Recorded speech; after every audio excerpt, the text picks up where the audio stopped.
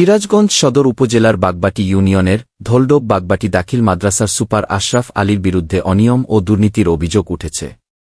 সম্প্রতি সরকার পতনের পর থেকে অদ্যাবধি পর্যন্ত ক্লাস পরিচালনা ও শিক্ষকদের অনুপস্থিতিতে বিদ্যালয়টি এমপিও ভুক্তি করার জন্য নানান চেষ্টা চালাচ্ছে। এ নিয়ে বিগত কমিটির দাতা সদস্যসহ সচেতন মহলের মাঝে মিশ্র প্রতিক্রিয়া দেখা দিয়েছে। অভিযোগের ভিত্তিতে আজ ৩ সেপ্টেম্বর মঙ্গলবার সকাল ১১টার দিকে সরজমিনে গিয়ে দেখা যায় বিদ্যালয়ের প্রতিটি শ্রেণীকক্ষ তালা, যত্রতত্র অবস্থায় পড়ে থাকা প্রতিষ্ঠানের বিভিন্ন সরঞ্জাম। ৮ থেকে ১০ জন যুবক মাদ্রাসার বারান্দায় বসে তাস খেলছে। ইতিমধ্যে মাঠের ভিতরে প্রাপ্ত ওয়ারিশ সূত্রে পাওয়া ৪.৩৭% জমির মধ্যে মাহবুবুর রহমান নামের এক ব্যক্তি মেহগুনি গাছ রোপণ করেছে। বারান্দায় যত্রতত্র অবস্থায় বিড়ি সিগারেটের খণ্ডাংশ, গরু ছাগলের বিষ্ঠাসহ গাছগাছালির খড়পাতা দেখা গেছে। চিত্র দেখলে মনে হবে না এটি একটি আদর্শ মাদ্রাসা।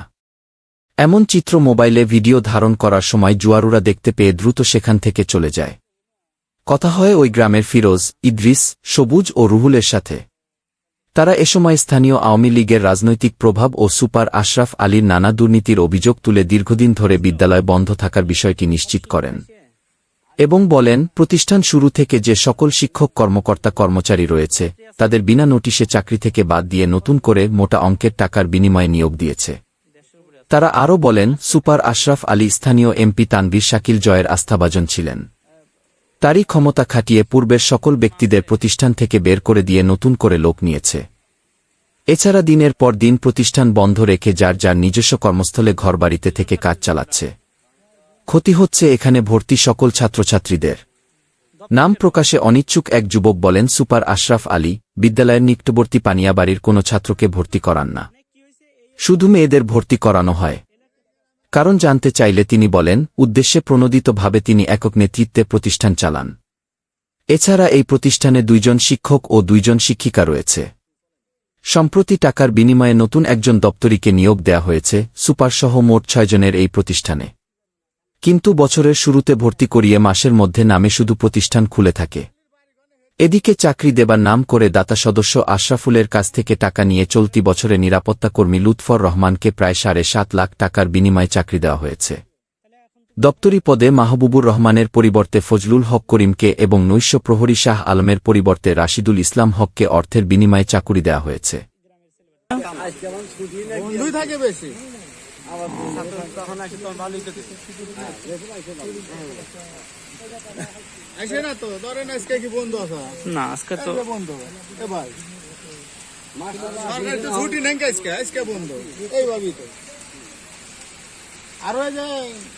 সরকার পাল্টা বাদের থেকে আরো হ্যাঁ ওই সব আওয়ামী লীগ করছিল।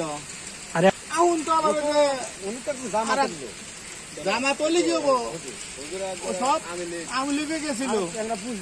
বিনা নোটিশে চাকরিচ্যুত ভুক্তভোগী ও এলাকাবাসী সূত্রে জানা যায়, রাজনৈতিক প্রভাব ও সুপারের স্বেচ্ছাচারিতায় নিয়োগ বাণিজ্য, বিদ্যালয়ের অনুপস্থিতি, জায়গা দখল, বিনা নোটিশে চাকরিচ্যুত করাসহ নানা বিস্তর অভিযোগ রয়েছে সুপারের বিরুদ্ধে।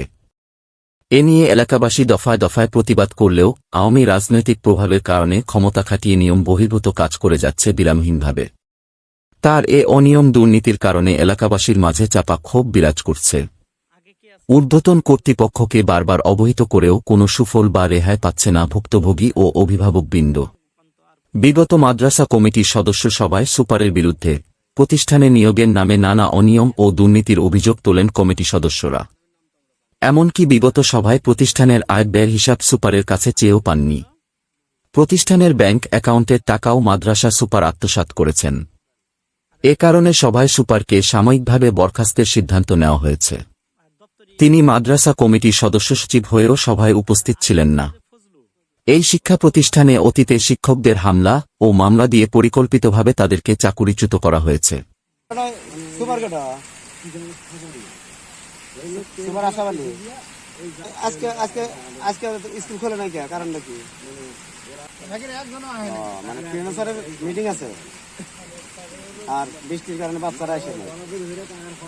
এ বিষয়ে সুপার আশরাফ হোসেন বলেন, আমি কোনো অর্থ আত্মসাতের সঙ্গে যুক্ত নই। কিছুদিন আগে গ্রামের একজন এসে বলছিল 11 লাখ টাকার বিনিময়ে চাকুরি দেওয়া হচ্ছে। এমন গুঞ্জন আমার নামে প্রতিনিয়তই শোনা যাচ্ছে, তবে বিষয়টি সত্য নয়। এমপিও ভুক্ত হয়নি বলে ওইভাবে প্রতিষ্ঠানে আসা হয় না, তবে কাগজপত্র সব জমা দেওয়া আছে, হয়তো খুব দ্রুত এমপিও ভুক্ত হয়ে যাবে। ক্ষমতা দেখিয়ে বিদ্যালয়ের গাছ বিক্রি, কমিটি সদস্যদের স্বাক্ষর জাল সহ নানা অনিয়মের কথা অস্বীকার করে প্রতিবেদককে নিউজ না করার জন্য অনুরোধ করেন। Habib Wahid, smart news for you.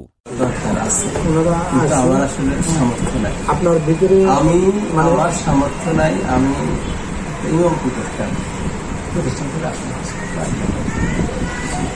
ছাত্রছাত্রী খুব কম, কাঙ্ক্ষিত ছাত্রছাত্রী। ওনারা